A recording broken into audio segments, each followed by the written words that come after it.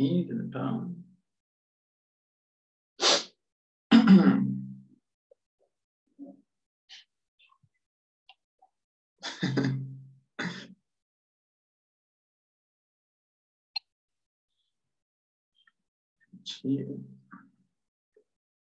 Fala, gente, bom dia, bom dia. Vocês estão bem? Legais? Oi, André. Bem, graças a Deus.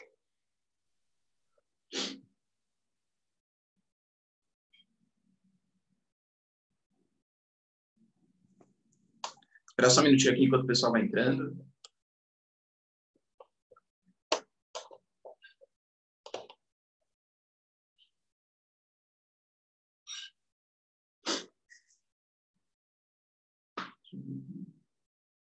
Gentil.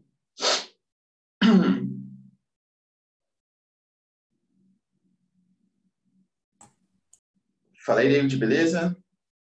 Oi, professor, bom dia. Bom dia.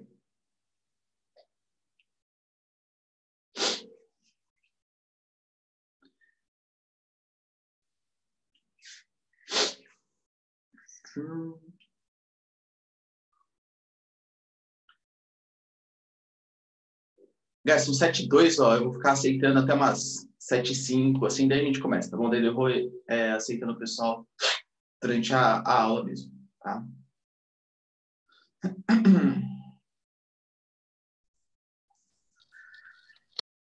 Fala aí, Breno, beleza? Bom dia, professor.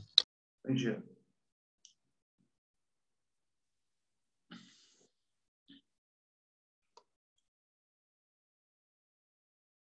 Felipe, Caiane, bom dia. Ana, bom dia. Bom dia, Ana, bom dia aí, Felipe, Caiane. Tranquilidade.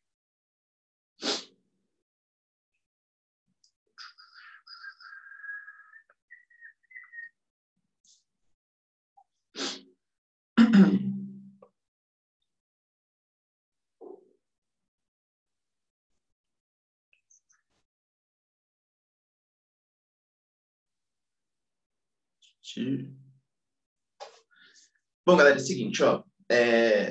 Inicialmente, bom dia para vocês. Espero que vocês estejam bem, legais, tranquilos, de boa, suave. Hoje a nossa aula é de geografia, né? A nossa aula não é de atualidades, mas eu sei que vocês estão um pouco ansiosos, né, com tudo o que aconteceu. Eu também estou um pouco ansioso. Aliás, isso é uma coisa, assim, única na história da nossa república, tá? Com toda certeza. Esse confronto que a gente teve entre um ministro da Justiça e um presidente é uma coisa, assim, sui generis. Isso nunca tinha acontecido na história da república. E é uma coisa bem forte, né? É uma marca bem forte para o futuro do nosso país, tá? Eu não quero ficar discutindo tanto hoje, até porque senão a gente vai atrasar a nossa aula de geografia, né? E a gente tem que falar sobre os Estados Unidos hoje, é o início ali da nossa geografia regional. Mas na segunda-feira a gente conversa um pouquinho melhor sobre isso, até porque a digestão das coisas vai estar um pouquinho melhor também. Mas assim, galera, com certeza, acusações graves foram feitas dos dois lados. Eu diria para vocês que o Sérgio Moro com uma credibilidade com provas um pouco maior. E já que essas acusações tão sérias foram feitas, com certeza isso vai ser resolvido na justiça. Para os dois lados, tá? Para os dois lados isso vai ser resolvido na justiça. Ou seja, o Bolsonaro, ele corre risco de impeachment, galera? Corre sim, tá? Se for provado tudo que o Moro falou, efetivamente verdade, tentativa de interferência na Polícia Federal, falsificação ideológica, a questão, por exemplo, de proteger, prevaricação, né, que é quando você não pede para o órgão público não fazer nenhum tipo de investigação, atrasar investigações só porque tem o seu interesse pessoal envolvido. Isso sim, isso pode ser bem grave. Aliás, mesmo no pronunciamento que ele fez outras acusações bem graves, falando, por exemplo, que a Polícia Federal fez de propósito, isso o Sérgio Moro e a Polícia Federal fez de propósito, atrasou as investigações a respeito do Adélio Bispo, né, de quem mandou matar o Bolsonaro e tal. Então, assim, são acusações graves que ele colocou na mesa. Ele acusou o Sérgio Moro de tentar fazer chantagem para ir no STF, né? Não sei se vocês viram, o Sérgio Moro falou que não sei quem é o certo, tá? Não tem prova por enquanto material sobre isso. E acusações graves contra a Polícia Federal, um órgão de Estado. Tá? No pronunciamento que ele fez, galera, eu achei... Na segunda-feira a gente fala melhor sobre isso, tá? Não quero muito atrasar, é só enquanto o pessoal vai entrando. Ele falou coisas ali que, meu Deus do céu, né? Falou do aquecedor da piscina, foi um assunto super importante que ele tratou. Ele falou do cartão corporativo, assim, o assunto era o Sérgio Moro, mas ele falou do aquecedor da piscina, calma aí. Do cartão corporativo, do filho dele, né, que ele chama de 04, um ótimo jeito de você chamar seu filho, né, 04 e tal. Falou que ele pegou metade do condomínio. Assim, assuntos totalmente pertinentes, né, ao Sérgio Moro, com toda certeza. Enfim. Quantos filhos, prof? Porque eu jurava que todos eram casados. O quê? O do Bolsonaro? Uhum. É que assim, o Bolsonaro tem 5 filhos, né? Na verdade, ele tem 4 filhos. Jesus. E a quinta, ele disse que ele deu uma fraquejada. Lembra que deve a Laura, que é a mais novinha. A Laura, se não me engano, deve ter 8, 9 anos, enfim. Ele tem 3 filhos que participam ativamente da vida política, que é o Flávio Bolsonaro, que é senador do Brasil, né? Senador pelo Rio de Janeiro. Tem o Eduardo Bolsonaro, que é deputado federal por São Paulo. Aliás, não sei como, porque o Eduardo Bolsonaro nem mora em São Paulo, mas enfim, ele foi eleito por São Paulo. E o Carlos Bolsonaro. O Flávio Bolsonaro, aquele que está envolvido no esquema da rachadinha, do Queiroz, que o Queiroz era chefe de gabinete. O Carlos Bolsonaro e o Eduardo Bolsonaro. O Eduardo Bolsonaro ele é mais famosinho. O Eduardo Bolsonaro é aquele que falou que ele podia ser embaixador nos Estados Unidos porque ele sabia fritar hambúrguer, lembra? Que ele podia ir para a embaixada nos Estados Unidos porque ele sabia fritar hambúrguer. E o Carlos Bolsonaro é vereador pelo Rio de Janeiro. Vereador, lembrando, que é quem legisla em âmbito municipal. Eu acho que a última coisa que ele faz é ser legislador em âmbito municipal. O Carlos Bolsonaro, ele mais está em Brasília do que efetivamente participando das coisas municipais do Rio de Janeiro. O que eu considero como estelionato eleitoral, né? Você se elege para uma coisa, mas você praticamente está exercendo um cargo de comunicação em âmbito federal. Mas, enfim, né? No Brasil as coisas são meio estranhas assim. Eu estou falando do Bolsonaro, mas outros políticos também fazem a mesma coisa, né? O Bolsonaro porque é o cara que está em evidência nesse momento, tá bom? E aí ele tem o quarto filho, que chama Jair também, né? Esse quarto filho, para quem gosta de streaming, de jogos assim, dizem que o cara joga muito. Eu não sei exatamente se ele joga, se é League of Legends, se é Free Fire, sei lá o que ele joga lá, mas ele é um streamer de YouTube. E aparentemente ele é dos bons, assim, o cara manda bem e tal. E esse aí, por que chegou nesse assunto, né? Da onde que chegou esse assunto? A gente sabe que quem matou a Marielle foi o Rony Lessa, e o Rony Lessa era um cara que morava em frente ao condomínio do Bolsonaro, em frente à casa do Bolsonaro, né? Menos de 7 metros ali de distância. O Bolsonaro falou que nunca conheceu esse cara, que nem sabia quem ele era, só que daí as acusações chegaram que, na verdade, a filha do Rony Lessa tinha namorado o filho do Bolsonaro. E aí, no pronunciamento que ele falou assim, mas eu fui lá perguntar pro meu filho, ele falou assim, filhão, e aí? 04? Deixa eu chamar o filho de 04. Ô, 04, e aí? Que você ficou mesmo com a filha do Rony Lessa? Ele falou assim, pai, eu peguei metade do condomínio aqui. Imagina, meu Deus do céu, cristãos, hein, galera? Cristãos ali, conservadores e tal, é legal o negócio. Enfim, vamos lá para a nossa aula, galera, senão a gente atrasa muito aqui. Na segunda-feira a gente bate um papo melhor sobre isso, tá bom? A gente vai começar, galera, um momento novo aqui no nosso curso. Só alguém tem alguma dúvida sobre o que aconteceu e tal? Não? Tá.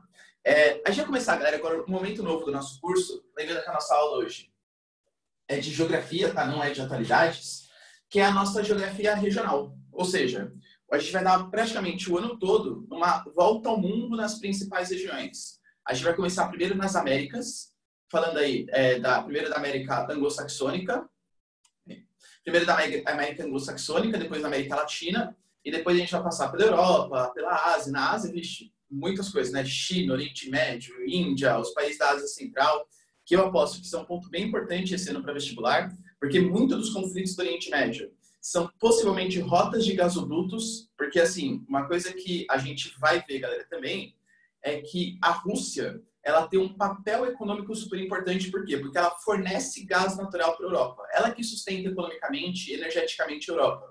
Então, a Rússia tem um destaque geopolítico por isso. Também por isso, né? Além das questões militares. Aonde mais existe gás natural que esses países que a Europa poderia aproveitar? Na Ásia Central. Só que para você conectar a Ásia Central ao Oriente Médio, eu vou até fazer aqui, ó. Atenção, zoom aqui, ó. Dá para ver, né, ó? Aqui, isso. Aqui, ó, é a Europa Ocidental. Ásia Central, quando eu falo para vocês, aqui, ó. Afeganistão, Tajiquistão, Quirguistão, Uzbequistão, Turcomenistão. Todos esses países aqui são um bolsão de gás natural. Hoje, quem fornece gás natural é a Rússia. Então, os gasodutos, eles passam por aqui, ó. Passam pela Ucrânia, pela Polônia, tudo tal. A Ásia Central, hoje, é um bolsão de gás natural em que a Europa, para tentar parar de depender tanto da Rússia, está querendo investir aqui, ó. Explorar esse gás natural. Só que, ó, por onde vai passar? Irã, Iraque, Síria, Turquia.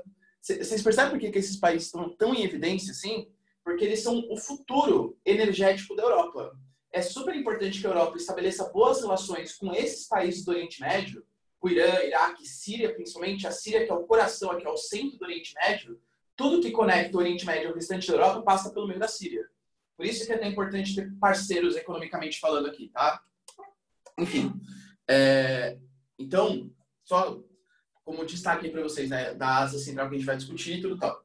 A gente vai começar, então, discutindo a América. América, propriamente, os Estados Unidos, inicialmente, tá? Galera, vamos lá.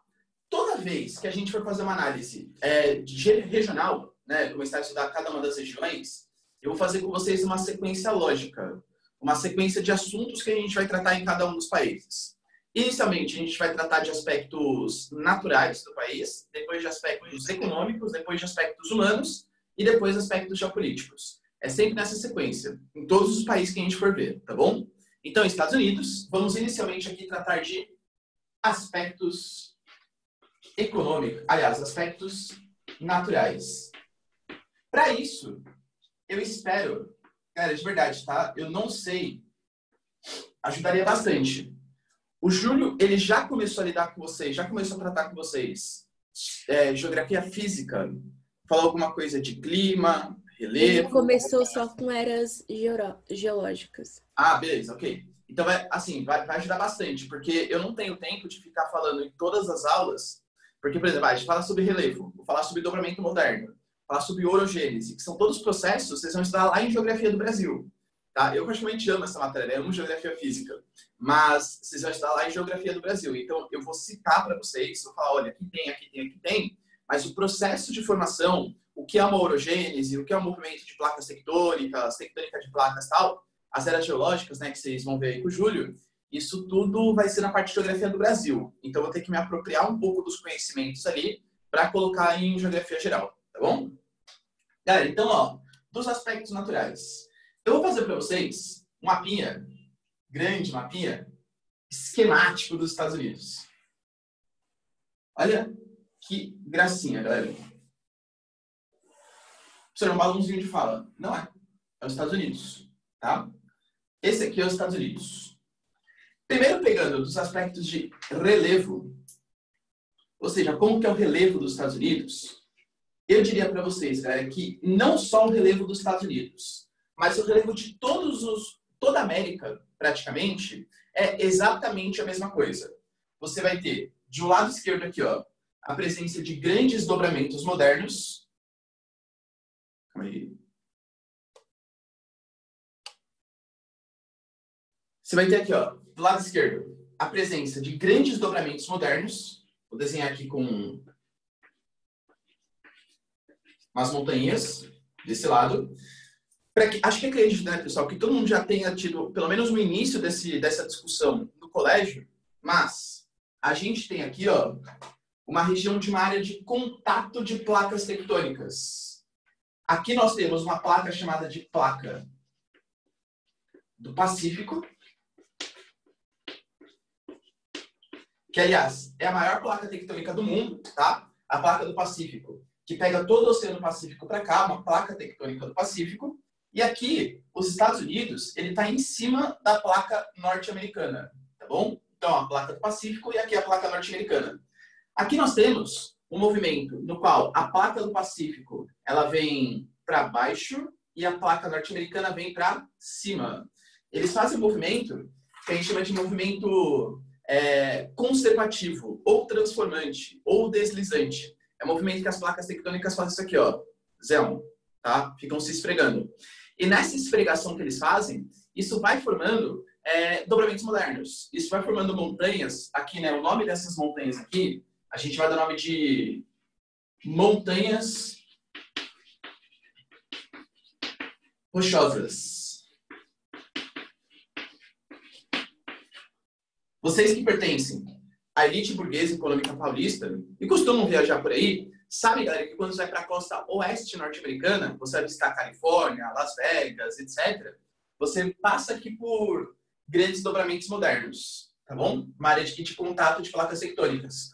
Para vocês terem uma noção de como esses dobramentos modernos eles são importantes, como aqui a atividade sísmica é muito grande, a gente vai ter bem nessa área de contato também uma espécie de falha, uma falha tectônica que pega essa porção oeste do território, conhecida como a falha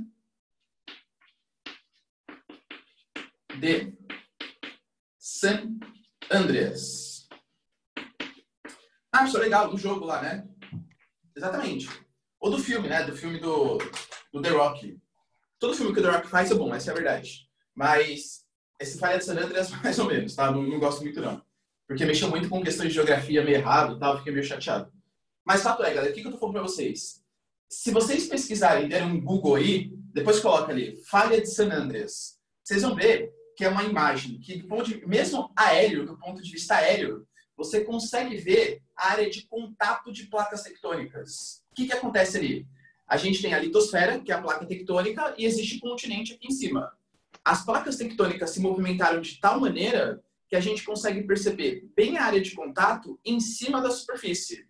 Professor, essa área aqui, ela é estável do ponto de vista geológico? Não, tá? Aqui nós temos vulcanismo, aqui nós temos abalo sísmico. Aliás, para vocês terem uma noção, aqui é essa região da Califórnia, né? Costa oeste dos Estados Unidos. Seattle, Califórnia, San Diego, São Francisco. Todas essas regiões aqui, elas são bastante instáveis do ponto de vista geológico.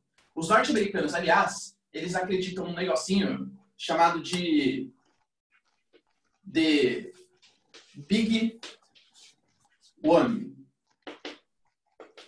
Isso aqui seria esse The Big One? O grande, né? Mais ou menos a ideia assim, é o grande, o que vai vir grande. Qual que é a ideia? Que a gente sempre tem aqui tensões que vão se acumulando nessas áreas de contato de placa tectônica. Quando essas tensões aliviam, a gente tem um grande abalo sísmico, beleza. Na Califórnia, faz mais ou menos uns 200 anos que não tem um abalo sísmico de grandes magnitudes. Ah, entendi. O Ricardo falou que não tem terremoto há 200 anos. Não falei isso. Eu falei que não tem de grandes magnitudes. E, geralmente, a cada 150 anos, você tem um abalo sísmico de grande magnitude nessa costa oeste dos Estados Unidos. Ou seja, está acumulando tensão. A qualquer momento, essa tensão ela pode ser liberada. E aí, a gente vai ter um abalo sísmico de enorme magnitude.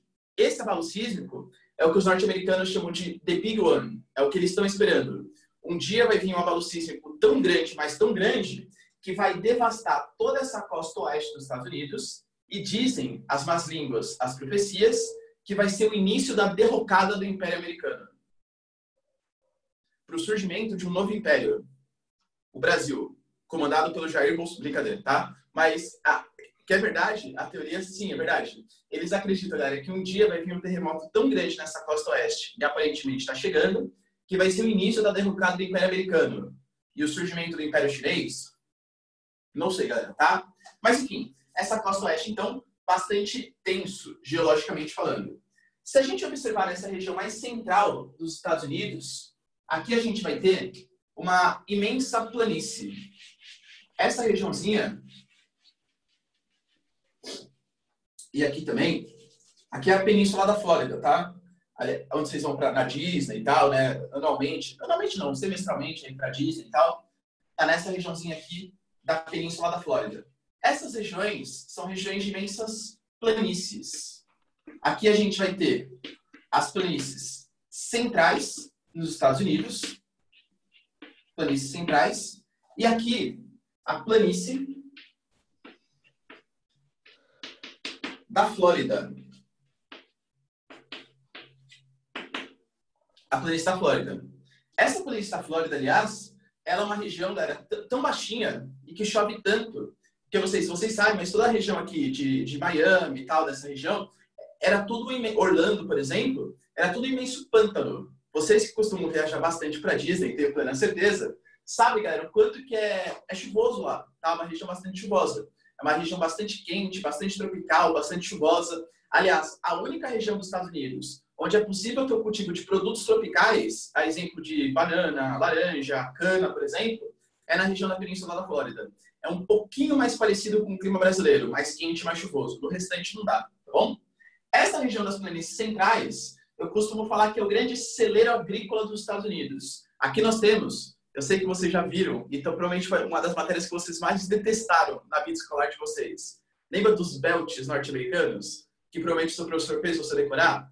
Wheat Belt, Corn Belt, Cotton Belt, enfim, um monte de belt que tem aí. Grande parte deles ficam nessa região das planícies centrais. Os Estados Unidos, a gente pensa que não. Mas os Estados Unidos, ele é um enorme produtor agrícola. Isso tem que estar na cabeça de vocês, tá? A planície central, geralmente, é esse celeiro agrícola. E nós temos aqui nessa porçãozinha mais a leste, uma regiãozinha de dobramentos antigos. Aqui, ó. Dobramentos antigos. O nome desses dobramentos antigos são os Apalaches. Os Montes Apalaches. Professor, não sei se eu consegui entender. Qual que é a diferença de uma montanha rochosa, que é um dobramento moderno, e um dobramento antigo? Eu acho que vai fazer sentido observando isso aqui, ó. Aqui nós temos a famosíssima América, tá? Se vocês observarem, existe uma certa coesão aqui, ó. Toda essa parte oeste do continente americano, ele vai ser uma área de contato de placas tectônicas. Então, aqui nós temos os Andes, aqui nós temos na América Central, Isabelí e Talamanca, que são dois dobramentos modernos. O México, que é praticamente um dobramento moderno por si. A gente tem a Serra Madre Oriental, Serra Madre Ocidental. E nessa costa oeste aqui, as montanhas rochosas. Inclusive no Canadá também, tá? As montanhas rochosas. Então, perceba que em todas as Américas, como é uma área de contato de placas tectônicas, dobramento moderno no oeste. Na porção central, nós vamos ter as planícies centrais, regiões de depósito de sedimentos e tal. No México, isso serve só na península do Yucatán. Aqui é onde vocês vão passar, né, as suas férias aí no México, tá bom? Em Cancún, quando vocês vão para Cancún, tal, você fica bem nessa península. que não é uma área de dobramento moderno, beleza? É uma área de planície. E aqui o meio da América também é uma imensa planície. A planície amazônica, a planície do Orinoco na Venezuela, a planície do Pantanal, a região dos Pampas também, que é uma região de planície, tá bom? Então, todo o centro do continente americano, grandes planícies. E, na porção leste, dobramentos antigos. Esses dobramentos antigos que acontecem nos Estados Unidos, tipo os Apalaches, que eu falei para vocês, é a mesma coisa que os dobramentos modernos, aliás, dobramentos antigos, perdão, que acontecem na costa leste brasileira. Mas tem dobramento antigo aqui? Claro que tem. Você observa, por exemplo, no Brasil, a nossa Serra do Mar, a Serra da Mantiqueira, a Serra da Borborema, o Claro da Borborema, lá no Nordeste. Então, toda essa costa leste aqui, o predomínio de dobramentos antigos. Olha que legal. Toda a América tem o mesmo esquema de relevo. Dobramento moderno a oeste, planície no centro, dobramento antigo no leste. Dobramento moderno oeste, planície no meio, dobramento antigo no leste. Tá? Aqui é o que a gente percebe, galera, nos Estados Unidos, efetivamente o que está acontecendo. Beleza? Dobramentos modernos, planícies centrais, ali. Eu queria fazer esse desenho traçando um perfil de relevo para vocês. Mas antes, ó, pode tirar um print aqui. Ô, professor. Diga, Letícia. Qual que é o nome da placa tectônica que o senhor falou, sem ser a do Pacífico? A que sustenta os Estados Unidos? Isso. É a placa norte-americana. Tá bom, obrigada. Imagina. Mas assim, Letícia, claro que assim, eu vou falar assim, nossa, é desprezível isso, vai que cai, né? E aí eu falo para você que é desprezível. Mas geralmente o vestibular, ele costuma cobrar 3 placas tectônicas só, que são as placas tectônicas que atuam no Brasil. Esses são, geralmente, se não for isso, o vestibular ele vai te dar o nome das placas tectônicas, tá? A de Nazca atua no Brasil? Não no Brasil, Porque sempre falam dessa, e eu sempre confundo onde ela fica. A gente vai conversar sobre ela, Anny, provavelmente o Júlio vai comentar com vocês também, tá? Falei errado, o que atua na América do Sul. São 3 placas que vocês têm que conhecer, que é a placa de Nazca, a placa sul-americana e a placa africana. Quando a gente discutir a América do Sul, eu vou comentar com vocês sobre elas, prometo. Tá bom, Letícia? Tá bom, Ana? Prometo. Tudo bem, Oi. então. Mas só uma dúvida. O senhor falou que na América o relevo é praticamente igual no sentido... na verticalização, né? Que é, tipo, pega quase tudo a mesma coisa. Então, eu não posso dizer que necessariamente nos Estados Unidos as montanhas rochosas elas foram formadas por conta da interação dessas duas placas. Ou posso? Pode sim, Letícia, pode sim. É pelo contato da placa do Pacífico e da placa norte-americana. Mas é que aí não faz sentido na minha cabeça.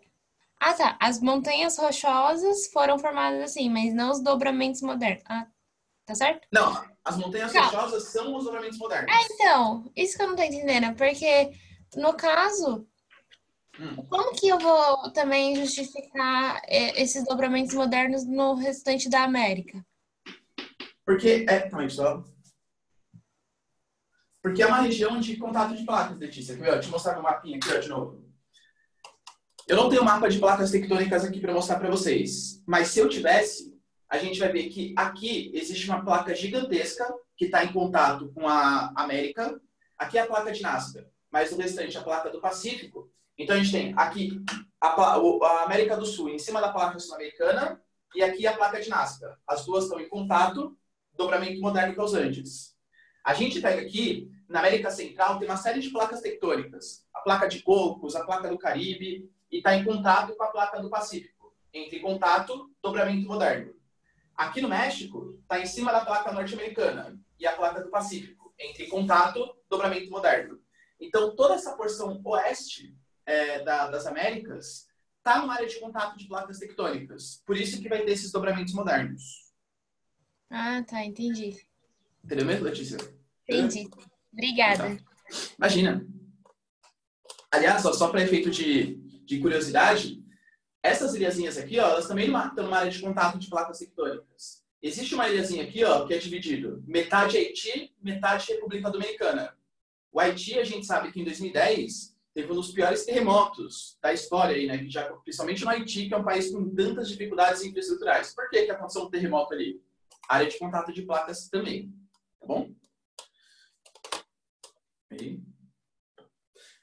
Então, ó, tira um print aqui. Beleza? Eu queria fazer um outro desenho para vocês. Posso apagar já, né? Outro desenho que eu queria mostrar para vocês é um perfil de relevo que a gente pode traçar dos Estados Unidos. Porque com esse perfil de relevo, a gente vai conseguir entender algumas coisas presentes no território norte-americano. Por exemplo, ó, então, fazer um mapinha aqui esquemático dos Estados Unidos de novo. Tá? Eu vou traçar para vocês um perfil de relevo que vai chegar de A até B. Tá? O que a gente vai perceber? Que se eu começar aqui com A, estou começando ali na costa oeste dos Estados Unidos. A gente vai ter grandes dobramentos modernos aqui, ó, na costa oeste. Chegando na região mais central, uma imensa planície. E na parte mais leste, dobramentos antigos. Até a gente chegar aqui em B. Tá? Esse é o perfil de relevo dos Estados Unidos. Cara, só para eu saber, porque para mim não dá para ver direito. Tá pegando toda a lousa, né? Tá dando para ver tudo que eu tô escrevendo. Prof, pega só metade do Bzinho que você fez, mas tá pegando todo o resto. Tá bom, obrigado. Então, pronto. Beleza. O que a gente percebe, então? Mesmo esquema, tá? Essa parte oeste aqui, a região dos dobramentos modernos. Dobramentos modernos. No caso, as montanhas rochosas, a Serra Nevada, por aí vai. Essa região central, a região das planícies centrais. E aqui, os Apalaches. Aqui, os Apalaches. E aqui, as planícies centrais. De novo, seria mais legal se vocês já tivessem visto geomorfologia com o Júlio. Mas, vamos resumir um pouquinho o processo aqui, tá? A gente sabe que tem umas chuvinhas aqui, ó. Zéon, tá chovendo. Se tá chovendo, essa água tá vindo e tá desgastando esse relevo. Vocês viram, galera, como chama o desgaste do relevo? Alguém lembrei como chama? É orogênese? Não, orogênese é a formação dos dobramentos modernos. Orogênese é o processo que vai formar essa montanha. Quando a gente tem uma área de contato de placas. Aí elas acabam se dobrando e esse processo de dobramento é o que a gente chama de orogênese. Esse desgaste a gente vai chamar de intemperismo. Olha que palavra bonitinha, galera. Bonitinha para mim, né? Intemperismo. Intemperismo para geografia é sinônimo de desgaste. Então, por exemplo, sabe aquele ditado? Água mole em pedra dura, tanto bate até que fura. Na verdade, seria água mole em rocha mais resistente, tanto intemperiza, que acaba causando erosão. Por quê? Porque as pessoas confundem também a diferença de intemperismo e erosão. Intemperismo, para a geografia, é sinônimo de desgaste. Então, estou falando para vocês aqui que essa rocha está sendo desgastada. Esse intemperismo, ele vai formar uma série de sedimentos, concorda? Sedimento aqui, sedimento, sedimento. Sedimento, galera, para quem não sabe, é areia, tá? A areia está sendo formada, tudo tal. Esse sedimento, ele vai começar a sofrer erosão. Ele tende, pela ação da gravidade, pela ação da chuva, a ocupar essas porções mais baixas do relevo. Ou seja, a gente vai ter aqui, ó, nesse centro, uma grande bacia sedimentar. Ou seja, como é muito mais baixo, ele recebe sedimentos tanto dos Apalaches como da região das montanhas rochosas. Professor, e daí? E daí que toda vez que você tem uma bacia sedimentar, ou seja, uma região que recebe sedimentos, você tem que já começar a se ligar em algumas coisas. De novo, o Júlio ele vai reforçar isso quando ele falar de estruturas para vocês, estruturas geológicas e tal. Ele vai falar de rochas cristalinas, rochas sedimentares, coisa que vale. A bacia sedimentar, você tem que prestar bastante atenção, por quê? Porque na bacia sedimentar existe a chance de você explorar combustíveis fósseis. Ponto bem importante. Todo local que tem bacia sedimentar, não quer dizer que tem, mas existem grandes chances de terem combustíveis fósseis. Por quê? Como que se forma um combustível fóssil? Você tinha uma matéria orgânica que foi soterrada por sedimentos. É assim que forma carvão mineral, é assim que forma petróleo, é assim que forma xisto, todos os combustíveis fósseis. Quer ver? Vou até mostrar para vocês aqui de novo, ó. Olha como isso se faz presente. Lembra que eu falei para vocês? Dobramento moderno, dobramento antigo e o meio da América, planícies sedimentares, tá? Vamos ver, ó. Bolívia, tem combustível fóssil? Só muito, né? Tem ali o gás natural, que aliás é bastante usado pelo Brasil e tal. Vamos subir um pouquinho. Amazônia. Amazônia tem petróleo? Sim, Bacia do Urucu. É uma das enormes reservas de petróleo que o Brasil tem. É pouco explorado, mas a gente tem uma grande reserva lá no meio da Amazônia. Venezuela tem petróleo? Acho que é bem nítido que sim, né? Percebe que toda essa região central aqui, ó, existem. Aqui na Argentina tem muito carvão, por exemplo, tá? Que também é um combustível fóssil. Toda essa região central, região de planícies sedimentares, com a presença de combustíveis fósseis. Se a gente pegar nos Estados Unidos, no México mesmo, vai. O México tem petróleo? Tem, galera, muito petróleo. Nessa região das planícies. Aqui na península do Yucatán, Cancún, a região do Golfo do México é uma região que tem bastante petróleo. Nos Estados Unidos tem petróleo? Sim. Aonde? Na região central. Principalmente aqui no sul, Houston, né? Dallas, Texas. Todas essas regiões, elas também têm bastante petróleo. Por quê? Porque são regiões de planícies sedimentares. Para ter combustível fóssil, tem que ser rocha sedimentar. Certo? Beleza? Galera, alguma dúvida até aqui? Desse esquema que eu fiz para vocês? Juro que não? Então tá.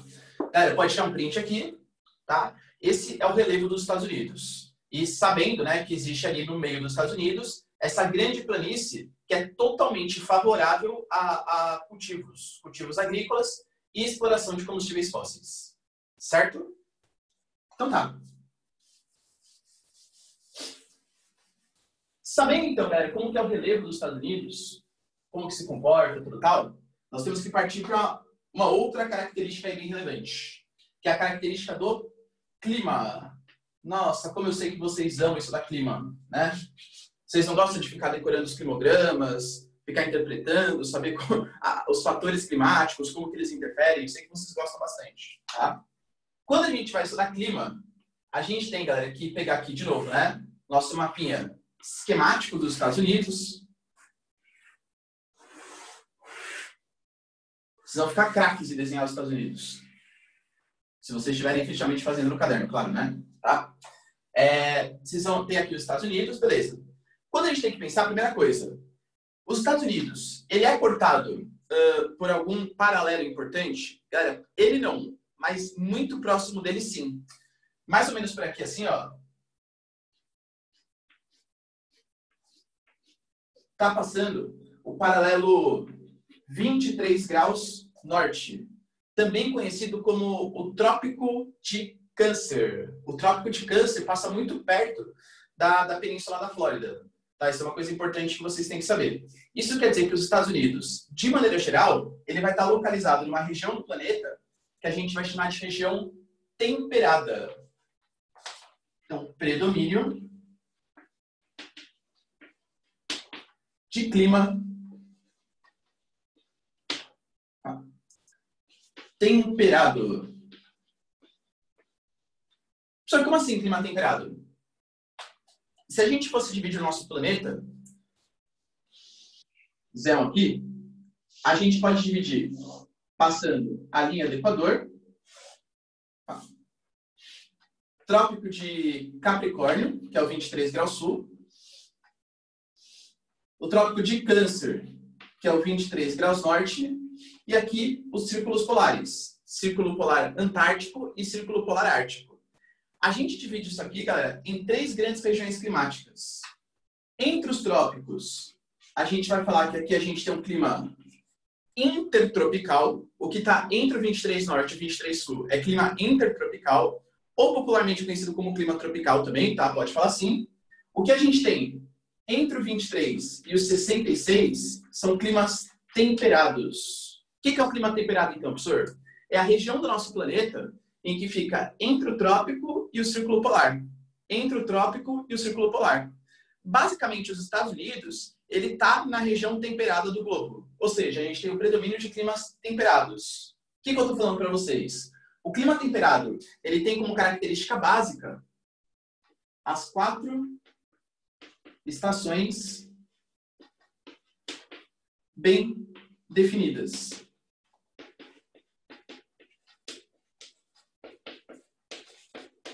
Uma coisa que me incomodava bastante quando eu era pequeno, você ia ver lá um desenho, né? Sabe, pica-pau, Tom e Jerry, tá, essas coisas. Essa era só um pouquinho. E aí você via, que acho que ajuda a não pegar luz na luz, tá? E aí você via os climas que aconteciam lá. Assim, o inverno estava com neve, o outono as folhas estavam caindo, na primavera florescia. Aí você olha para o Brasil, eu achava que aquela mentira, porque no Brasil isso não acontece. Eu falei assim, não, coisa estranha. Não é assim que é o clima. Ó, já era um pequeno geógrafo à época, tá? Por que a gente começa a observar que nesses desenhos, realmente, outono, as folhas caem e tal? Por quê? Porque, geralmente, a indústria cultural que produz esses desenhos é a indústria cultural norte-americana. E nos Estados Unidos, eles estão num clima onde efetivamente isso acontece.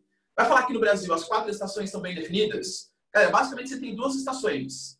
Quente e chuvoso, que é mais ou menos de novembro até março, e ameno e um pouquinho mais seco, que é o restante do ano. Tem 2 estações bem definidas, o verão e o inverno. Outono e primavera é uma coisa meio, mais ou menos, tá? Nos Estados Unidos e na Europa, não. A gente tem as 4 estações bem marcadinhas, cada um com as suas próprias características, beleza? Então isso é um clima temperado. Só que, claro, a gente não pode pensar de maneira tão genérica assim. A gente tem que pensar que existem algumas particularidades, algumas diferenças aí que a gente pode colocar. Por exemplo, existe uma coisa importante que vocês têm que ter a noção, que é a passagem das correntes marítimas. Isso aqui é uma corrente marítima. Para fazer vocês pensarem na corrente marítima, eu sempre me utilizo de uns conhecimentos bem científicos. Por exemplo, vocês já devem ter visto Procurando Nemo, que é um conhecimento bem científico, assim. Com certeza, um peixe palhaço atravessaria todo o Oceano Pacífico para achar seu filho, com toda certeza. Mas, se vocês observarem, quando ele está seguindo lá, né? O pai dele chama Berli, né? Berli, acho, se não me engano. Quando o pai do Nemo, ele está perseguindo lá, está passando pelo Oceano Pacífico e tal, para procurar o Nemo, ele entra numa corrente marítima. E aí ele conhece aquela tartaruga brisada, lembra dela?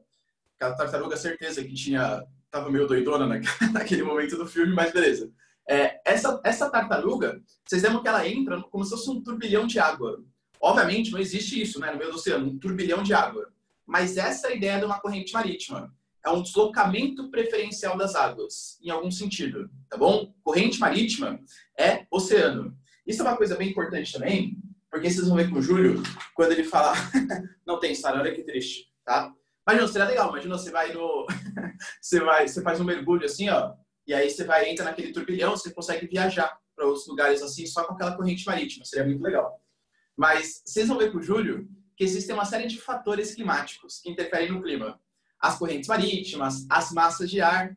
Muito cuidado, porque eu sei que a mãe de vocês, ou o pai de vocês, ele pode ficar falando assim, gente, ô filho, filha, fecha a janela porque está entrando uma corrente de ar aqui. Aí você fala assim, mãe, olha, cuidado aí com os termos geográficos, porque não existe corrente de ar. Corrente é corrente marítima. O que está entrando é uma massa de ar graças à diferença de pressão atmosférica. Nós aqui dentro estamos numa zona de baixa pressão, porque provavelmente está mais quente, e lá fora, como está mais frio, a gente está numa zona de alta pressão, causando esse gradiente de temperatura. Então você tem que fazer isso para sua mãe, tá? Explicar direitinho aí que não existe corrente de ar, beleza? Então você vai fechar a janela porque está passando uma massa de ar, tá? Uma movimentação da atmosfera. Não existe corrente de ar. Toda vez que a gente fala corrente, é corrente marítima. A gente tem aqui, ó, na costa oeste dos Estados Unidos, a passagem de uma corrente bem importante. Aqui, ó. Zé. E lembrando também, ó, eu vou fazer para você. Aqui dá para ver, né? Vou fazer para vocês, ó, em azulzinho. As correntes frias. E vou fazer em laranja as correntes quentes. Aqui na costa oeste dos Estados Unidos, está passando uma corrente marítima fria, conhecida como a corrente da Califórnia. Professor, não dá para enxergar. Ixi, aqui não tá dando? Aham. Aqui em cima da luz tá pegando assim, ó? Sim, Até aqui, não, assim? aqui não dá para ver isso que o senhor escreveu agora, da Califórnia.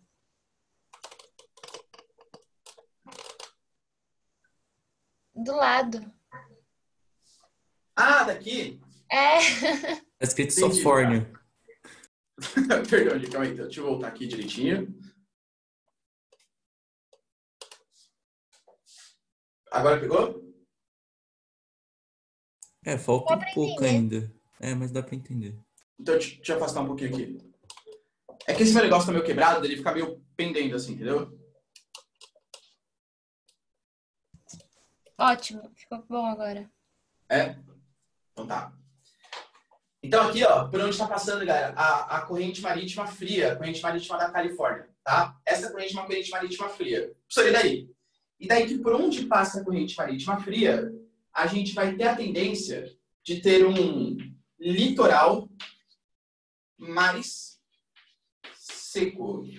E por onde passam correntes marítimas frias, quentes, aliás, a gente tende a ter um litoral mais úmido. Correntes marítimas frias, por onde eles passam, deixam o litoral mais seco. Correntes marítimas quentes deixam o litoral mais úmido. Beleza. Isso vai ser uma coisa importante para todos os continentes, todos os países que a gente vai analisar. Então, isso aqui é uma coisa que eu vou conversar com vocês, acho que em todos os aspectos naturais, tá? Todas as aulas que eu falar para vocês de aspecto natural da América Latina, do aspecto natural dos Estados Unidos, da Europa, tal, eu vou citar as correntes marítimas, porque elas são, sim, super importantes. Por exemplo, aqui passando a corrente da Califórnia, uma corrente fria. A gente vai ter, nessa porção aqui, ó, do território americano, nessa parte sudoeste do território americano, a presença de um clima árido. Árido e semiárido também, tá? Por exemplo, vocês que costumam viajar para os Estados Unidos, depende do ano, né? Às vezes vocês vão, por exemplo, fazer uma jogatina lá em Las Vegas, às vezes vocês vão para Disney, tem vários momentos ali que você pode fazer a sua viagem. Quando vocês vão para Las Vegas, observem que Las Vegas está na costa oeste, né, dos Estados Unidos, é um deserto. O senhor nunca foi. Mentira, eu sei, vocês pertencem à elite burguesa. Mas para quem nunca foi, pensa, por exemplo, nos cenários. Quando você pensa, sei lá, no... Deixa eu ver. Aqui, momentos que já tiveram, séries que já tiveram. Se Beber Não Case, por exemplo, se passa em Las Vegas, observe a paisagem de Se Beber Não Case. É um grande deserto. Aqui é a área de contato com o México. Para quem já viu, para mim é uma das melhores séries que tem, que é Breaking Bad. Breaking Bad, exatamente, né, em Albuquerque. Isso aí, Sara, tá? Breaking Bad, que é em Albuquerque, também é nessa área de contato aqui com o México, tá? Toda a região de clima árido. Observe a paisagem que existe ali. Por quê? Porque ali passa a corrente da Califórnia. A gente vai ver que existe uma outra motivação também, que é a passagem de uma região próxima do trópico. Mas isso eu prefiro explicar para vocês em outro momento. Mas já adiantando, vocês vão perceber, principalmente nas aulas de climatologia com o Júlio, que todas as regiões que são atravessadas pelo trópico, existe a possibilidade de formação de desertos. Praticamente todos os desertos do mundo eles estão no trópico. Deserto do Arizona, nos Estados Unidos. Aqui, né? Vai colocar, ó. É o deserto do Arizona. Deserto do Arizona nos Estados Unidos, próximo do trópico. Se a gente continuar, chega na África, deserto do Saara, trópico de Câncer. O Oriente Médio, passa o trópico de Câncer, é um deserto gigantesco. Se a gente pegar no hemisfério sul, o deserto do Atacama no Chile, trópico de Capricórnio. O deserto de Kalahari na África, trópico de Capricórnio. A Austrália, que tem o deserto de Gibson, de Vitória, de Outback, enfim. Tudo também é um imenso deserto. Então, sempre regiões que atravessam o trópico, existe a possibilidade de se formar um deserto. Tudo bem? Beleza. Então, enquanto aqui ó, passa a corrente na Califórnia com uma corrente fria, favorecendo a formação de um clima árido nessa regiãozinha, a gente vai ter, nessa porção do território, passando uma corrente marítima quente. A famosíssima corrente da Flórida. Essa corrente da Flórida, que ela nasce, né, com uma corrente quente, chamada como corrente da Flórida, mas ela vai chegar lá na Europa. Se a gente continuar aqui, ó, a gente vai chegar no continente esquemático, hein? Na Europa, aqui do outro lado. Essa corrente da Flórida, quando ela atravessa o Oceano Atlântico, ela vai ser chamada, quando chegar na Europa, de corrente do Golfo.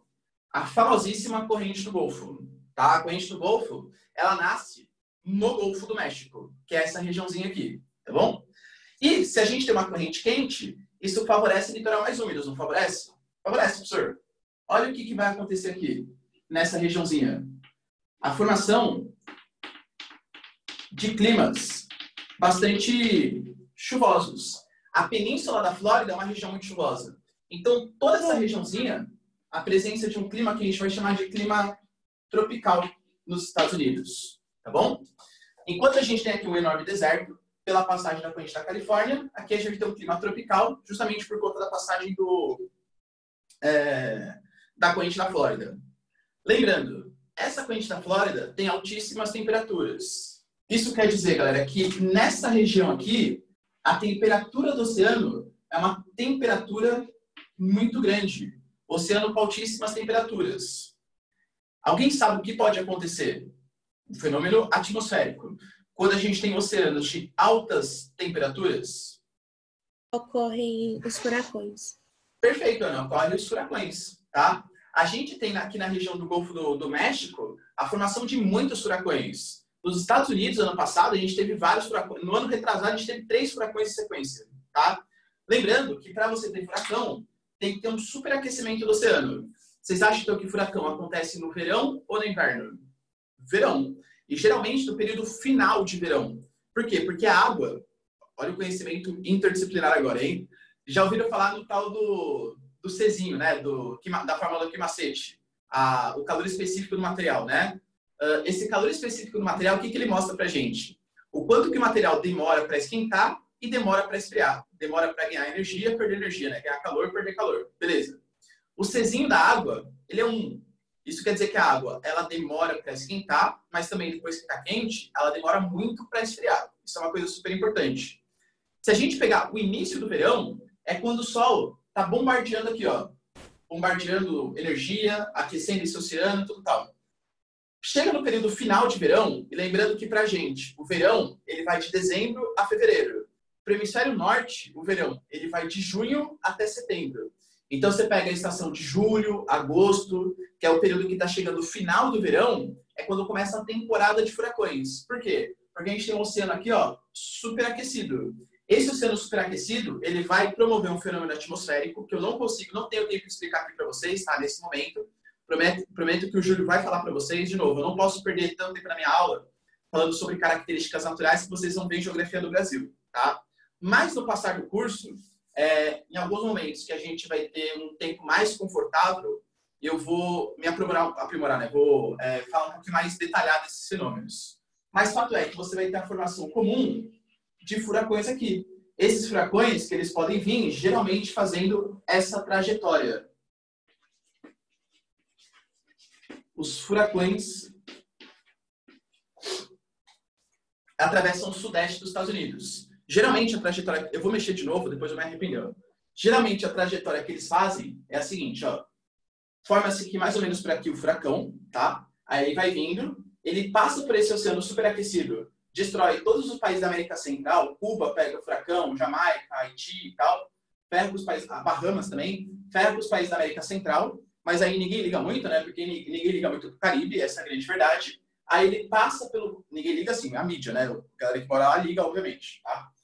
E aí passa pelo Golfo do México, aquece ainda mais, porque isso aqui é uma piscina de altíssimas temperaturas. Prova disso é a corrente da Flórida que passa por aqui. E aí entra no continente americano. É que quando entra no continente americano, ele perde força. Porque para um furacão se alimentar, ele tem que estar em cima de um oceano de altas temperaturas. Professor, então quando ele está no continente, ele vai se enfraquecer. Vai mesmo. O problema é que, mesmo se enfraquecendo, ele é violentíssimo, altíssimo, muito violento. Geralmente, o que ele faz? Ele passa aqui, às vezes, pela Flórida e acaba aqui, assim, ó. Teve um furacão que foi tenso, hein? O furacão Katrina. Aconteceu lá em 2005. O que aconteceu? O furacão ele era tão forte, que ele veio e ele chegou até Nova York. Ele chegou até a costa nordeste dos Estados Unidos. Mas, geralmente, a trajetória que ele faz é essa aqui, ó. Uma trajetória no sentido horário. Até isso tem relação, tá? Com a dinâmica, um efeito chamado de efeito Coriolis, graças à rotação do nosso planeta. Vocês vão perceber na aula do Júlio que o furacão ele tem um sentido no hemisfério sul e outro sentido no hemisfério norte. Isso tem a ver com o sentido de rotação da Terra, tá bom? Mas, enfim, é uma região comum de acontecer os furacões, geralmente nesse sentido horário aqui. Certo? Beleza? Vocês têm alguma dúvida, galera? Dúvidas? Jura que não? Então tá. Prof, eu tenho um Pode nos falar. tópicos. A gente tem a 23N, que é a de cima, e a gente tem a linha do Equador, correto? E embaixo tá qual? É a de Câncer? É Capricórnio. A Capricórnio. gente tem, ó, no 66 norte é o Círculo Polar Ártico, no 23 norte é o Trópico de Câncer, no 0 graus é a linha do Equador, o 23 graus sul é nós, Trópico de Capricórnio. Aliás, vocês, não sei se vocês já repararam, quando vocês viajam, vocês passam, depende da rodovia, tá? Ayrton Senna tem, a Bandeirantes tem uma plaquinha que fica do lado da rodovia, escrito assim, aqui passa o Trópico de Capricórnio. Provavelmente vocês, se não estavam dormindo e babando no carro quando vocês estavam viajando, e estavam observando a paisagem, o relevo e tal, vocês devem ter observado que vocês devem ter observado que tem a plaquinha. Assim, aqui passa o Trópico de Capricórnio. Eu confesso que uma vez eu já parei na beira da estrada para tirar uma selfie com a plaquinha do Trópico de Capricórnio. Depois eu mostro para vocês, tá bom? Mas, então, o Trópico de Capricórnio, que é o 23 graus sul, que passa por São Paulo, tá? Não no município de São Paulo, mas no estado de São Paulo, bem próximo do município de São Paulo, aliás, e o 66 graus sul, que é o Círculo Polar Antártico. Beleza? Obrigada, prof. Imagina. Cara, mais ou menos aqui nessa porção do território, a gente vai ter um outro clima, que ele é bem específico, que é um clima chamado de clima mediterrâneo. O clima mediterrâneo é um clima que vocês têm que se atentar bastante, tá? Por quê? O que mais cai de clima, com certeza, assim, eu estou apresentando para vocês os fatores mais importantes, claro, tal, mas dificilmente vai cair uma questão mostrando ali, os Estados Unidos classifique todos os tipos climáticos. Geralmente isso é mais, obviamente, né, característica do Brasil, para você conhecer os climas do Brasil e tal.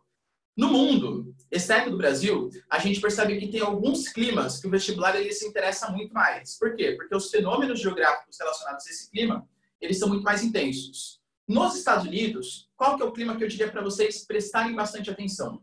É esse. É o clima mediterrâneo. O clima mediterrâneo, ele vai ter como principal característica o verão seco e o inverno úmido.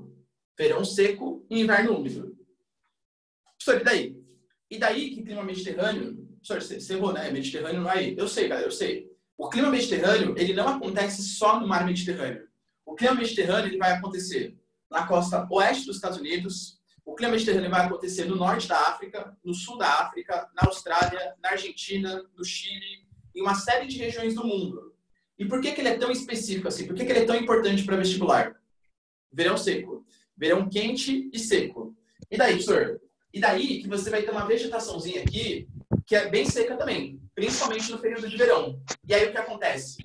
Geralmente o verão muito quente e muito seco é bem comum acontecerem aqui, nessa parte oeste aqui dos Estados Unidos, as chamadas queimadas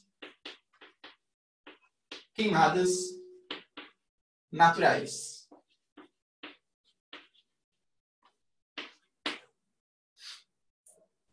Aliás, aconteceu ano passado. Queimadas na Califórnia. Vocês se lembram disso? É impressionante. Todo ano, você tem queimada na Grécia, você tem queimada natural na Itália, você tem queimada natural em Portugal e tem queimada na Califórnia. Por quê? Clima mediterrâneo. Clima mediterrâneo. A vegetação que ali existe é uma vegetação chamada de maquis e garrigues, uma vegetação extremamente seca, que chega no período de verão, ela não tem, praticamente não chove, né, no clima mediterrâneo, e favorece a disseminação dessas queimadas naturais. O clima mediterrâneo, ele é contrário do clima tropical. Como assim, professor? O clima tropical, que é a maior parte do Brasil, né?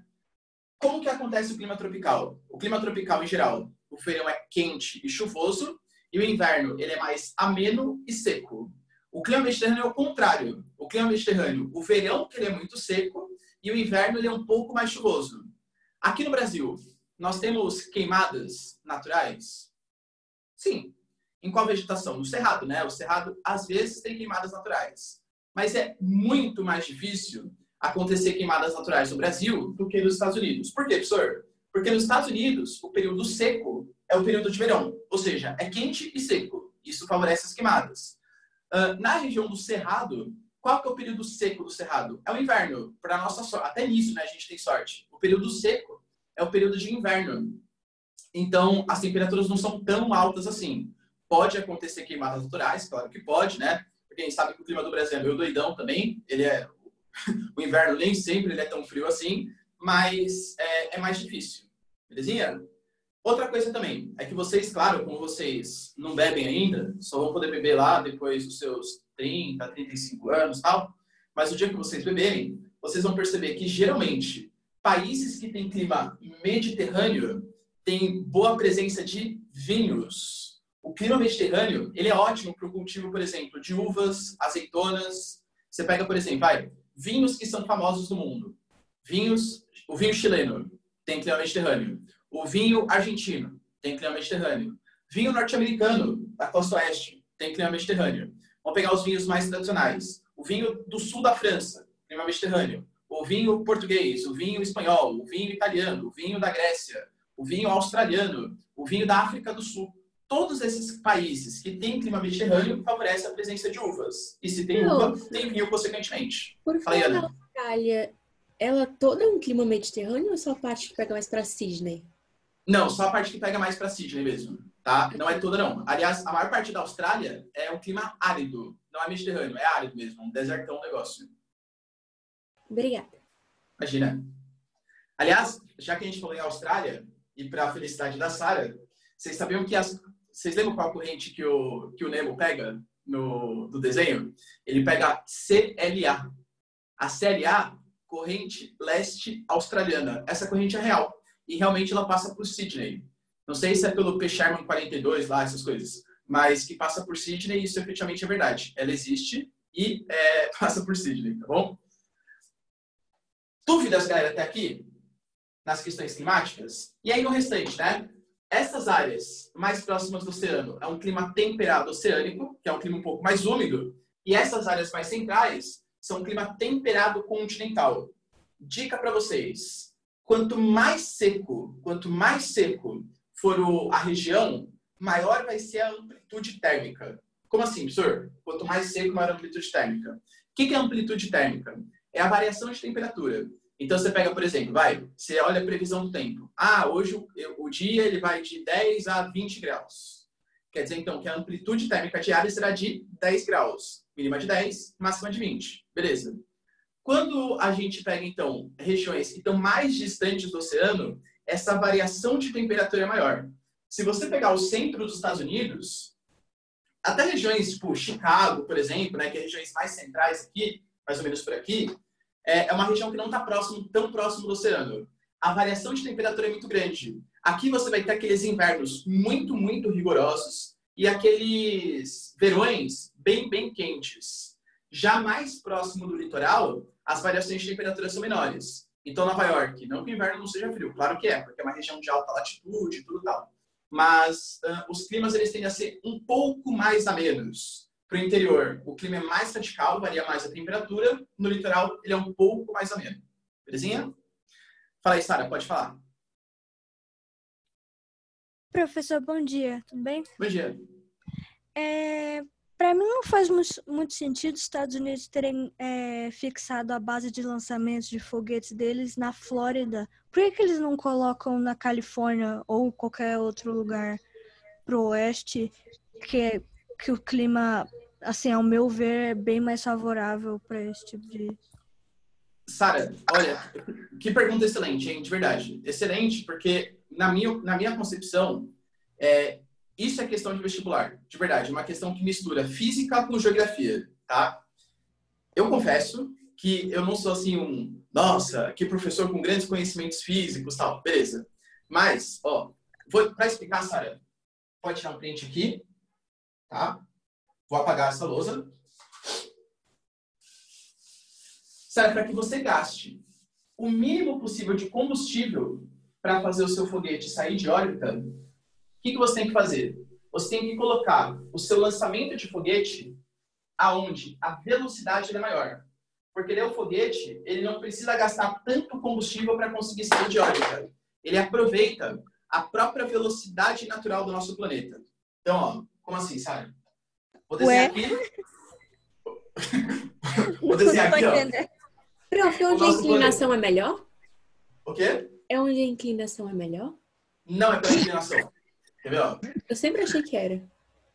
Vou desenhar aqui o nosso planeta. Aqui a linha do Equador. 23 graus sul. E o 23 graus norte. Ô, Sara, para você entender o que eu tô falando, você tem que acreditar que a Terra não é plana. Você acredita que a Terra não é plana? Você acredita na Terra esférica? Ah, então eu vou sair da aula, desculpa. Na próxima a gente Eu tô conversa. doutrinando vocês. Obrigada, senhor. Oi. Não, Tá manda, continue. Não. Ah, tá. O que acontece, Sara? Ó, quando a gente pega, então, o nosso globinho, acho que vai fazer sentido aqui também, ó. Você percebe que essas linhas horizontais que eu estou desenhando para vocês são chamados paralelos, tá? A linha do Equador, com certeza, é o maior paralelo que existe. Você compara, por exemplo, ó, a linha do Equador gigantona, o círculo polar bem menorzinho, tá?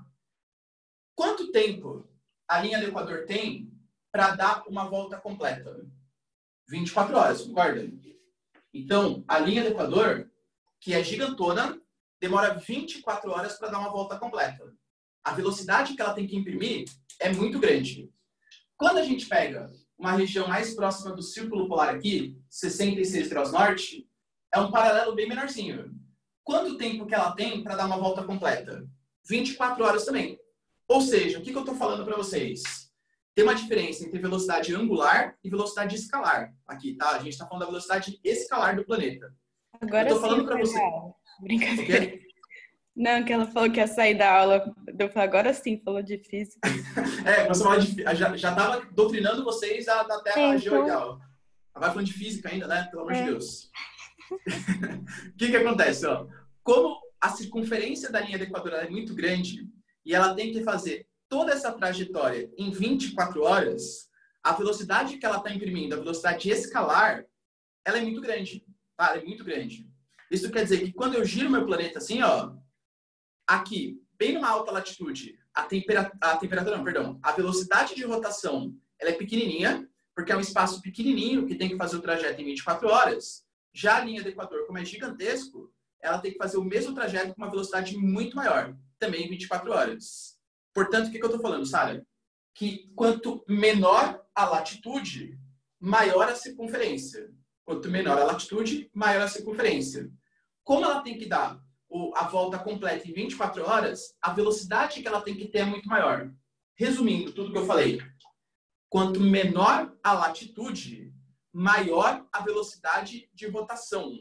Quanto menor a latitude, maior a velocidade de rotação. Quanto mais próximo da linha do Equador, melhor é para você ter uma base de lançamento de foguetes. Pegando até uma questão interdisciplinar, Sara, você ficou sabendo que ano passado, o governo Bolsonaro, ele fez um acordo com os Estados Unidos de ceder uma base militar. Ele ganhou um Doritos, pimenta e ele deu a base de Alcântara, né? Ele ganhou um beijinho no rosto do Trump. Então. Por isso que... Se a gente fizer um Brasilzão aqui, ó, esquemático, o que acontece? O Brasil tá aqui, ó. A base de Alcântara é uma base que fica lá no Maranhão. O Maranhão onde que tá? Aqui, ó, no Nordeste. Bem próximo da linha do Equador. O Brasil tem uma posição privilegiada para ser uma base de lançamento de foguete. Quando a gente pega os Estados Unidos, Sara, tá mais ou menos aqui assim, ó. Então, aonde para ele seria melhor colocar uma base de lançamento de foguete? Aonde tiver a menor latitude possível. Porque aí você consegue aproveitar melhor a velocidade do planeta. Aonde que é isso? Na Flórida. Tá bom? Boa. Obrigada. Imagina. Diga aí, quem tem mais dúvida? Não? Tá bom. Então, pessoal, ó, ali a questão, né, dos climas tal. Uma coisa super importante, ó. Eu quero ver se vocês conseguem interpretar isso aqui para mim, tá? Vou fazer esquemático.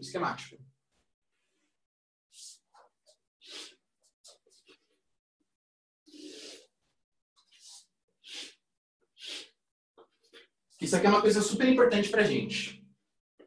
Sim. Sim.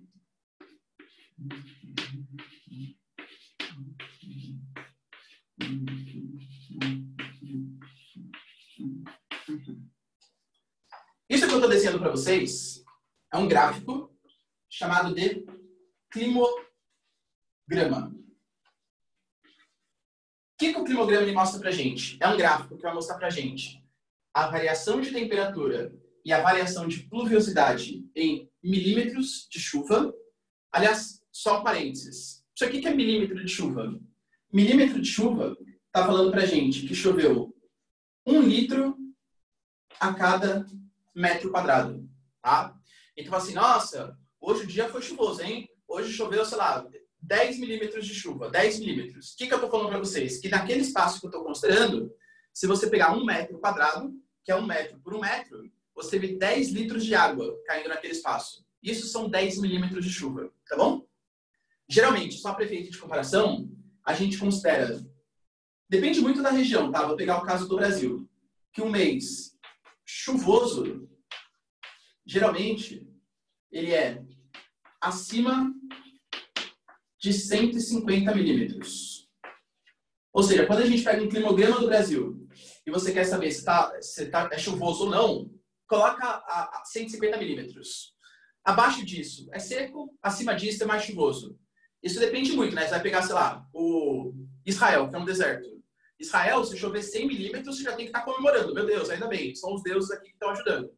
No Brasil, só acima de 150 milímetros. Então, isso varia muito de região para região. Vou fazer uma coisinha aqui para vocês, ó. Eu vou botar...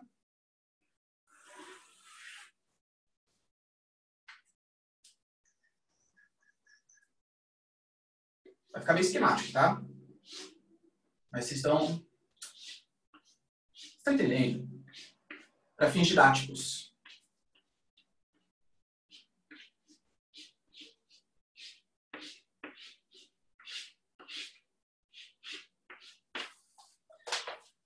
Esse gráfico chamamos de climograma. O que esse gráfico está mostrando para a gente? Primeiro eu tenho que colocar a escala aqui, né? Vamos colocar uma escalinha. 0, 10, 20, 30. E aqui vamos colocar... mais ou menos. 0, 50, não, vou colocar 75, 150, tá? O que eu estou fazendo aqui para vocês, galera? A partir disso, vocês conseguem me descrever como que é o clima daquela região. Vocês estão observando que tem várias letrinhas aqui embaixo, ó? Essas letrinhas são os meses do ano. Então, janeiro, fevereiro, março, tudo tal. Beleza. Professor, dúvida. A coluna que você desenhou é a temperatura ou a coluna é a pluviosidade? Sempre. Sempre. Coluna é a pluviosidade e a linha é a temperatura. Sempre. Sempre. Isso é uma coisa, galera, que vocês têm que guardar na cabeça de vocês, juro. Eu já vi tanto aluno bom errando questão tonta porque confundiu linha com coluna. Então, o cara, ele considera que a coluna é a temperatura e que a linha é a pluviosidade. Aí vai lá e erra uma questão de besta, percebe? Sabendo a ideia da questão. Aqui, o que a gente percebe? A coluna é a pluviosidade, é a quantidade de chuvas, e a linha é a temperatura. Como que eu interpreto esse climograma? Eu falo assim, olha, nessa região, que vocês vão entender qual clima que é, tá? Vocês vão falar para mim. Nessa região, vamos pegar aqui, por exemplo, vai, janeiro, fevereiro, março, abril, maio, junho, julho. Eu quero saber qual que é a temperatura de julho. Você vem aqui, ó, A, J, aí você vai ver a coluna ou a linha? A linha, porque a linha que é a temperatura. Tem aqui ZEL, opa, isso quer dizer que em julho faz mais ou menos 30 graus. Eu quero ver agora quanto que chove em setembro. Aí vou lá, pá, setembro. Aí vou lá, o chove e a coluna, né? Aí vou lá, coluna. Tá aqui, eu fiz meio esquemático, tá? Mais ou menos, sei lá, 25 milímetros de chuva. Isso faz em setembro. É assim que você interpreta um climograma. Se eu tivesse que pedir para vocês identificarem para mim, primeiro, vocês conseguem me falar se esse climograma está no hemisfério norte ou no hemisfério sul? Tá no norte. Perfeito, David, perfeito. Isso aqui, com toda certeza, é um climograma do hemisfério norte. Professor, ele chutou. Não chutou. Ô, David, você consegue explicar o raciocínio aí que você fez? Para saber que é hemisfério norte? Porque o verão tá no meio do ano, não no início. Perfeito, David. A única regrinha que a gente pode estabelecer, a única, é que o verão, ele sempre é mais quente que o inverno. Sempre. Se é mais chuvoso, se é mais seco, depende muito do clima que você está analisando. Mas a única regra que a gente tem é o verão sempre é mais quente que o inverno. Sempre. Se a gente observar, as maiores temperaturas estão no meio do ano. Se as maiores temperaturas estão no meio do ano, isso quer dizer que é uma região do hemisfério norte. O hemisfério sul, ele vai ter o verão na passagem do ano, de dezembro até fevereiro, enquanto o hemisfério norte, o verão ele vai ser no meio do ano, de junho até setembro, tá bom? Então, primeira coisinha quando você vai analisar um climograma, veja se ele está no hemisfério norte ou no hemisfério sul. Como as temperaturas mais altas nesse climograma estão no hemisfério norte, aliás, estão no meio do ano, é hemisfério norte. Se fosse um climograma assim, ó, que são os climogramas brasileiros, as temperaturas mais altas no começo e final do ano, aí sim é hemisfério sul. Tudo bem? Beleza. Agora que eu já sei quando que é o verão, eu vou começar a observar, ó, aqui, mais ou menos nesse período do ano, é o período de verão, porque é quando as temperaturas vão estar mais altas. Vocês concordam, galera, que quando a temperatura está alta, a pluviosidade está baixa? Então, o que esse climograma está mostrando para a gente? Que o verão, ele é bem quente e bem seco. Olha, coluna baixinha, linha lá no alto. Quando a gente pegar o período de inverno, que para essa região é no começo e final do ano, olha como as colunas estão mais altas. Então, esse clima, ele é quente e seco no verão e mais frio e úmido no inverno. Dos climas que eu mostrei para vocês. Obviamente, eu não vou colocar um clima que eu não mostrei até agora. Que clima que é esse aí? Mediterrâneo. Com certeza é o clima mediterrâneo, tá? Professor, como você sabe disso? Verão quente e seco, inverno mais ameno e mais úmido. Tudo bem? Por que eu estou reforçando tanto assim o clima mediterrâneo? Porque ele aparece em vários continentes e tem as queimadas naturais a eles associados. O vestibular adora tratar dessas atualidades. Vocês vão ver, galera, ó, a gente está chegando próximo ali, né? A gente está em... Perdi já o tempo. A gente está no final de abril. Vai chegar maio, julho. Mais ou menos em julho, tá? Que começa o verão, você vai começar a ter notícia. Queimadas na Europa, queimadas na Califórnia. Sempre acontece. Todo ano acontece por conta do clima mediterrâneo. Certo? Dúvidas, galera, até aí? Não? Professor, o clima Pode falar, mediterrâneo se manifesta com a presença de correntes marítimas frias ou não necessariamente? Sim, David, sim, tá? O clima mediterrâneo, ele sempre vai ser típico de regiões mais secas e onde atravessa correntes marítimas frias, tá certinho, David? Sim, verdade. Tá bom? Tanto que, por exemplo, você pega todo local que tem clima mediterrâneo, na Argentina, no Chile, passa a corrente de Humboldt, que é uma corrente fria. Nos Estados Unidos, a corrente da Califórnia. Você pega na região da África, por exemplo, a corrente das agulhas. Enfim, sempre tem uma corrente marítima fria ali atravessando. Mas, por exemplo, na Europa, você tinha mencionado que a corrente quente, que é a do Golfo, chega lá. Por que, tipo, tem clima mediterrâneo?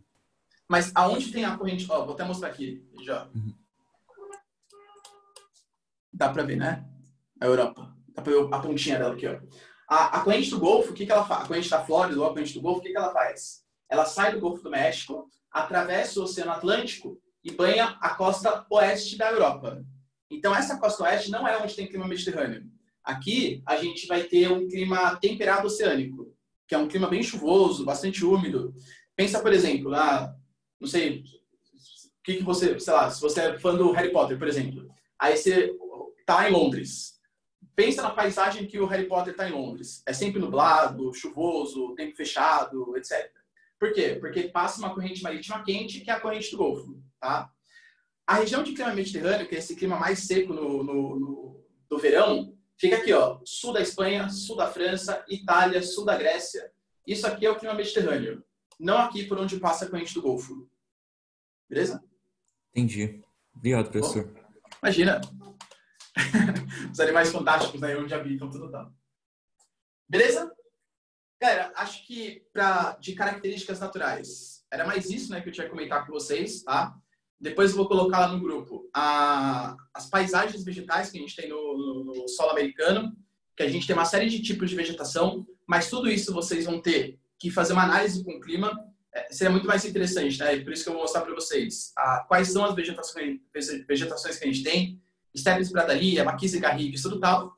E aí a gente já começa os aspectos humanos na próxima aula. Na próxima aula eu vou conseguir falar com vocês de aspectos humanos e econômicos. E aí depois a gente finaliza os Estados Unidos com os aspectos geopolíticos, que penso eu também que é o mais importante, tá? A gente está no momento que a geografia, a atualidades, ela está tão intensa que penso eu que a geografia humana ela vai começar a ganhar muito mais destaque do que a geografia física nos vestibulares. Os vestibulares, assim, estou falando dos vestibulares fora Enem, né? Porque o Enem é meio atípico, assim. Mas os vestibulares de São Paulo, estou falando, tá bom? Então tá, galera, foi um prazer nossa aulinha aqui. Espero que vocês tenham gostado. Qualquer dúvida. Aliás, tem gente até que me procura no WhatsApp e tal, né? Pô, galera, pode me procurar no WhatsApp, tá? Quem tiver dúvida e tal. Não tem o mínimo problema. E é isso aí. Beijos, abraços e tchau. E até segunda-feira. Fala aí, pode falar. Certo, tirar uma foto, por favor. Claro. Da Lúcia. Ó, até antes de tirar foto, deixa eu só completar. Ó. Esse aqui seria um clima mediterrâneo. Beleza, Dani? Porque o verão, ele é quente e seco. Oi, obrigado, professor. Fala aí, pode falar. Galera, quem já quiser sair da sala, tranquilo, tá bom? Você, depois de mencionar o clima mediterrâneo, me ficou uma dúvida. E na parte acima do clima mediterrâneo, qual que é o clima predominante? Ali vai ser um clima temperado frio, tá? Mas é por conta da latitude. Tudo que eu não coloquei na lousa, o David, é clima temperado. Se for mais próximo do oceano, é o clima temperado oceânico. Se for uma latitude maior, mais distante da linha do Equador, é um clima temperado frio. E se for dentro do continente, é um clima temperado continental. Justo. Obrigado, professor. Bom, imagina. Então tá. Galera, pode todo mundo mandar uma mensagem, menos o Ian, porque o Ian é muito chato, então eu não respondo ele, tá? Mas de resto pode mandar. Beleza? Falou, gente. Beijo, abraço e tchau. Até. Falou, professor. Falou.